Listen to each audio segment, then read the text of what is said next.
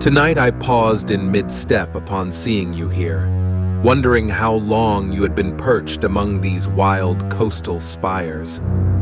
Almost no one ventures here anymore, past the borders of modern convenience, beyond the swamplands of doubt and fields of naked thought. Come down. Let us make a feast of ourselves, I thought to say, but couldn't. Such speech would have afforded me no good, as I am a molester of its more correct and literal forms. Only a tacit consent can unbind the tender root upon which the meeting of souls is predicated, create comfort tangible enough to help one forget the heights climbed in search of solitary vision in open range of thought, or at times in hope of escape from that aggregate dread that this world is as hostile as any forsaken by our kind. Above this holy loneliness, the twisting of metaphor fashioned to suit the needs of meaning, others have so perched, as do you now, in wait of something unseen to reveal its surreal mark of path, sensed beyond the physical five and felling through opaled cloak, that star whose sheltering midnight veil must be pierced to stray and fall into thought, bearing its swollen light to you as a sign as its brilliance probes your heart with a feeling that you are loved by something greater than yourself. I carved a scar into this thick flesh years ago, and still it is here, a symbol in this tree where once I sat as you, atop strange and hallowed scaffolds of a dream that refused to begin again after I awakened in the cold sweat of my disbelief. I scanned the only distance I knew for years in search of something I thought was to be love unworldly, spatial treasure cast from kindreds of auguring sense beyond to prick and bleed these very astral skies violet. Heaven sent to penetrate this film of dusk that continuously obscures the mind's plain sight.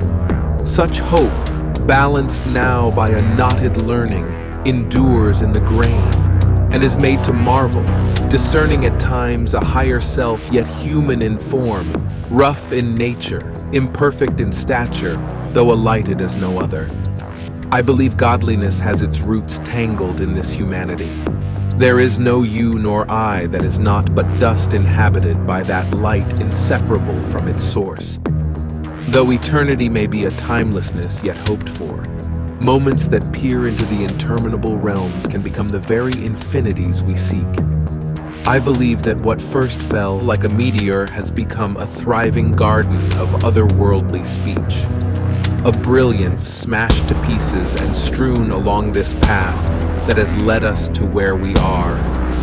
I've been watching these skies a long, long time. My star is gone. It is no more, at least in its archaic form.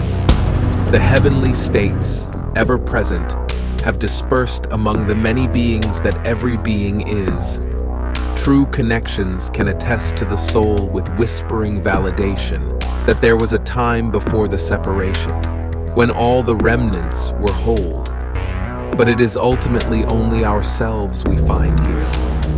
One must determine what it is they are truly seeking before they will know when it is found. It is no easy task to question.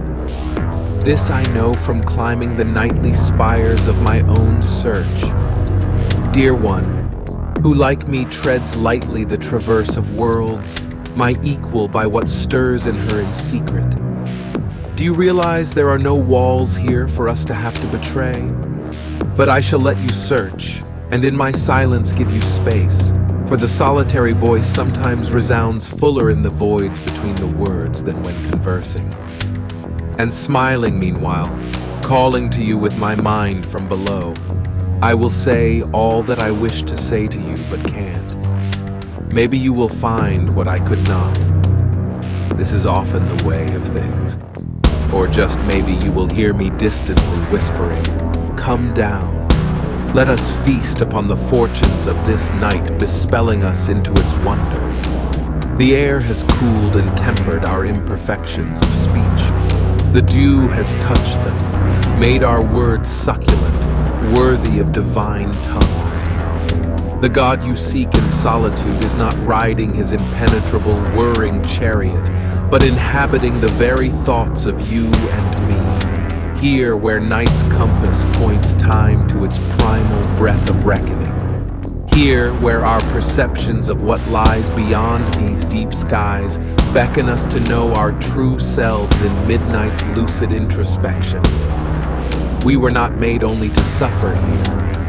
I give you my word, I know this much. Come, let us this hour articulate into these searching hearts the meaning we have sought at exalted heights, but may never truly find in this place, except within the abiding love that through us extends its ancient light to be shared.